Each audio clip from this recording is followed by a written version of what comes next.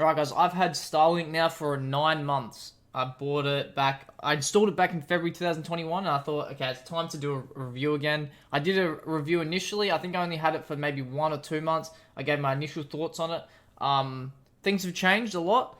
Well, I wouldn't say a lot actually. Things have changed, so I want to go over a few points. Let's start with the juicy stuff. Speed.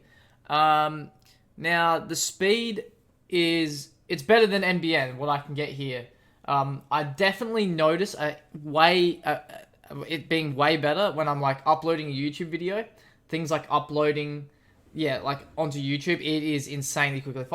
If I do like a 10-minute video on my NBN from where I'm from, it takes probably a good 25, maybe even half an hour by the time it uploads HD. Whereas Starlink probably it to upload in SD, it takes probably 5 minutes. In HD, it probably takes maybe 10, 15. It's so much quicker doing it on the Starlink. I noticed that like immensely. On the NBN, it is so I can't even remember the last time I uploaded a video on the NBN because it is so much slower.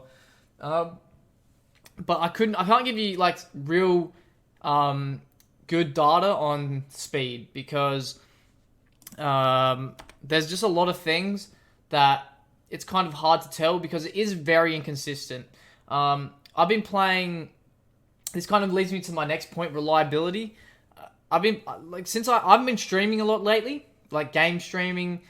Streaming is very demanding. I feel for you. You need it to be very reliable. You need it to be very fast, and there's so many other factors. There's your computer, there's the game, there's your settings. Like so many things. So I feel like it's everything. You're so demanding with streaming. Like it's so hard to get good internet with streaming. But I've been streaming a lot lately, and all I've been doing is playing a lot of League of Legends. And to be honest, I think I've only disconnected maybe once in the last 2 months. Whereas I was disconnecting 4, 5, 6 times a day.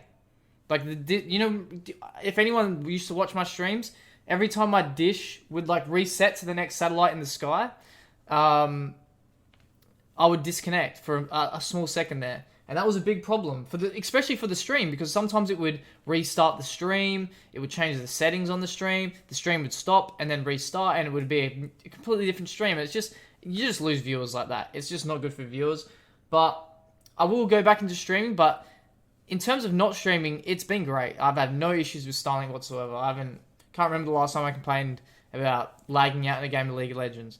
And League of Legends, you can tell very quickly when you lag out because your player disconnects and you just can't do anything. All the players stop. It's very obvious when you disconnect in League of Legends.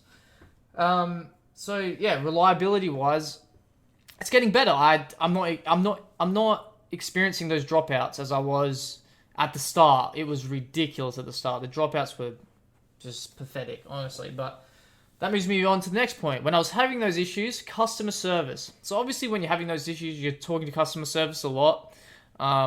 We all know a lot of Elon Musk companies usually have pretty poor customer service sort of systems. I was having a lot of, not really issues, I was having issues with my internet and they couldn't fix it. And that was kind of like, this sucks. But they would reply, but it was always the same shit. Eventually they did. I was begging for ages. I was like, okay, this service isn't what I'm paying for. This isn't good enough. I'm paying like $130 a month and this is what I'm getting. And I was asking for like a monthly refund constantly. They did eventually give me one. I got a 1 month free because it was so bad for a while there. So it was nice to get that. That was like, oh, hallelujah. I'm actually getting a free month here. I wish they would have maybe did it a bit more, maybe got a discount. But, as soon as one person does that, everyone's going to be asking for that. But it seems like the dropouts are definitely getting better, which means there's either more satellites in the sky, which we can touch on something about that in a second, or maybe the software, hardware, blah, blah, blah, coding, I don't know, is getting better. I don't know the ins and outs of satellite internet, really. All I am is a consumer. Another cool thing is there's this new update, right? and you can walk around your house and test the range. It's really not that. Like, you can kind of tell yourself where in your house it's bad range, but it's a pretty cool thing. It tracks it really nicely. It gives you this little map. It's cool. That's it. But really, you can tell yourself where in your house the internet isn't good. Like, you don't really need, unless you like have a strict setup. I don't know, but it's cool. It's cool. Last thing is, I just thought a lot of people are always commenting on my other video, like, where are you from? Can I get it where I'm from? Blah, blah, blah. Like, especially a lot of Australians. But yeah, so it's basically, they sent me this email saying, so they pretty much brought out, sorry, one moment. They brought out this new system where you can refer a friend. It's actually quite complex. But we'll go over that at the end because it's boring. It's me trying to sell stuff to you, basically. But let's just look at this for now. So this is basically where the things are at with Starlink. This is what they sent us. So obviously available to the bottom half of Australia. That's probably because that's where most of the population is. I was watching a video the other day. Majority of the population lives in this area. But to be honest, it's places like more central that need the internet. It's just there's not a lot of population in there, so they're not really going to sell it there, are they?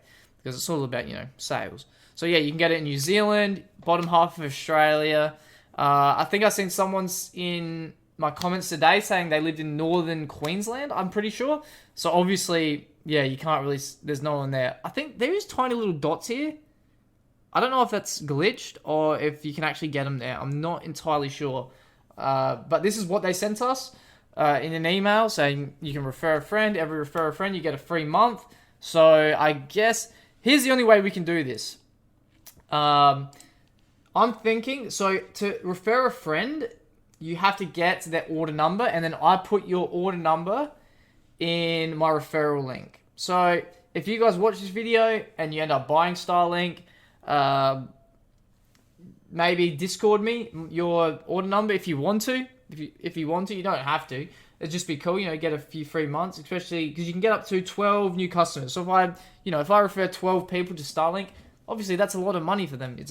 I think it's $1,300 sign up just to get the satellite. $1,300 I think it cost me, and then it's like, let me have a look at the bill for each month. I should really know exactly what it was for the thing, but each month it cost me $139 a month just for Starlink.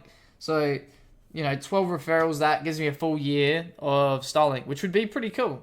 So yeah, if you guys want to, I'll put my Discord in the description, and if you guys want to Discord message me your order numbers, and I'll flick them into the program. We could get 12 new referrals. That would be good for me.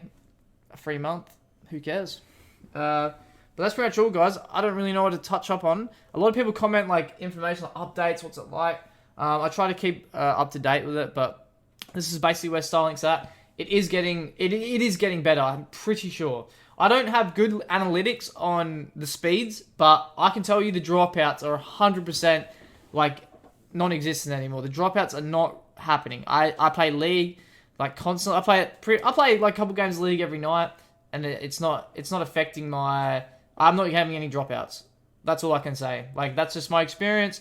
I don't know if you will have a different experience, but for me personally, I was having terrible dropouts at the start, and now I'm not having any dropouts at all. So that's all, guys. This is our second Starlink video. The first one was pretty successful. A lot of people watched it, so obviously a lot of people are interested, because Australian NBN internet sucks if you don't live in a city. So thanks for watching, guys. Like and subscribe, whatever the fuck. Thanks for watching.